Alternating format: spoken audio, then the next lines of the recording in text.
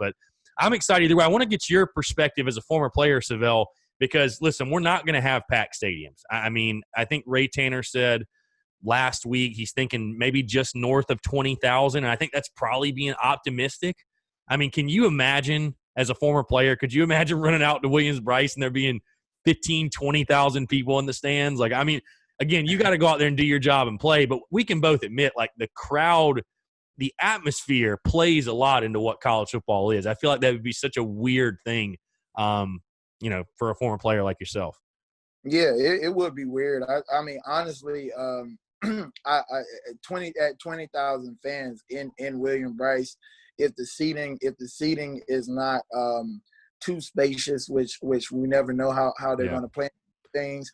I can remember one of the loudest games I probably played in you would think it would be, Tennessee or LSU, Florida, one of those games, but it was actually in Arkansas, Little Rock, where we played Arkansas in their small stadium, not Fayetteville. So, I think that stadium may sit 45,000 fans. So when you think 20,000 fans, you hear the spring game when we got only 5 to 10,000 fans, and it still gets a little loud when someone makes a good play. That's all you need, to make things happen.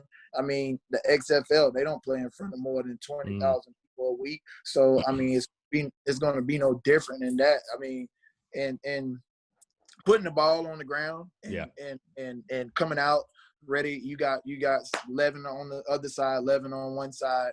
It's still football. Whether it is done in practice, wherever it's done, you got to play the game. And I just think that if we can go out and just take advantage, I think it's going to be great for us. Having a new offensive coordinator, not getting that much time to practice in these things, to being able to be in a quieter environment to where we can make adjustments and right.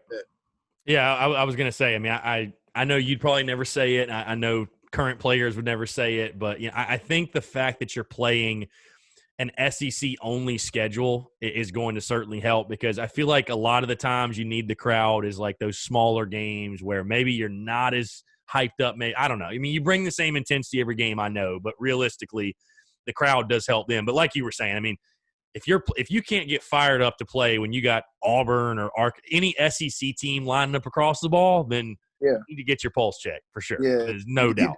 Because those guys are going to play football regardless. Yeah. And like you said, man, they play this schedule that we're going to play. I mean, if you there's not going to be a cakewalk. There's not going to be a cake game that we're just going to show up and just beat the heck out of the team across us.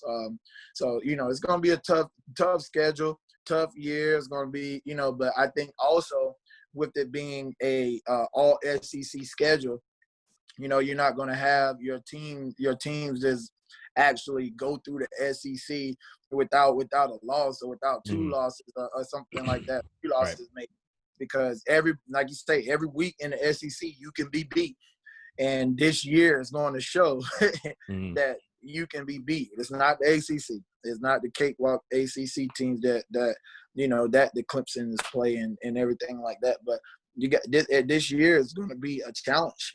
Playing against almost every SEC team there is.